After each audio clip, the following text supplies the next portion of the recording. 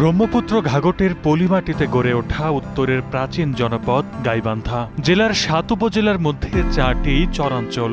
প্রাকৃতিক দুর্যোগে এখানকার বাসিন্দাদের জীবন কাটে নিদারুণ কষ্টে।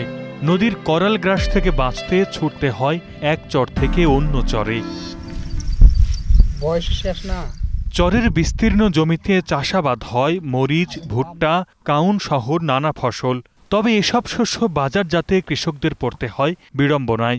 বেহাল যোগাযোগ ব্যবস্থার কারণে পাওয়া যায় না পণ্যের ন্যায্য মূল্য। দীর্ঘদিন ধরে বন্ধ জেলার একমাত্র ভারী শিল্প প্রতিষ্ঠান রংপুর চিনিকল।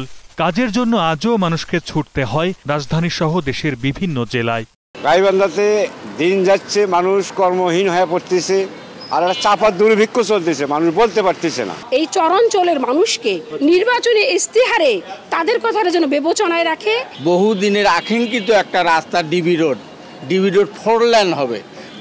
শত দিন মিছিল মিটিং হচ্ছে, সেটা ওয়ান ম্যান হয়ে বসে আছে।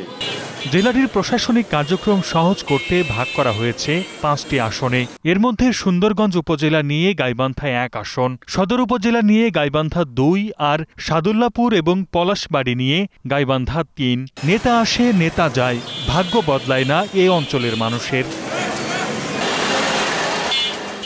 গোবিন্দগঞ্জ উপজেলা পড়েছে গাইবান্ধা 4 আসনে, ফুলছড়ি আর সাঘাটা মিলিয়ে গাইবান্ধা 5। অবকাঠামো, যোগাযোগ, স্বাস্থ্যসেবা এবং শিক্ষা মূল 4টি সমস্যায় আটকে আছে জীবনমানের উন্নয়ন। ফেব্রুয়ারির নির্বাচন ঘিরে রাজনৈতিক দলগুলো চালাচ্ছে প্রচারণা, দিচ্ছে উন্নয়নের নানা প্রতিশ্রুতি। ভোটাররাও জানাচ্ছে তাদের প্রত্যাশার কথা।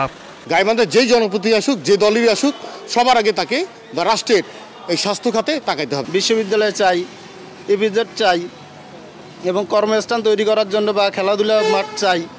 এলে আমাদের গাইবান্ধার জন্য খুবই দরকার। যে ম্যানিফেস্টো হবে তাতে এই বাহাদুরাবাদ ঘাট এবং বালাসী ঘাটের ব্রিজ বা ট্যানেল যেটাই বলেন, এটা আমরা দাবি রাখতেছি আপনাদের কাছে এবং আপনারা এটা বাস্তবায়ন করবেন এই আশা রাখি।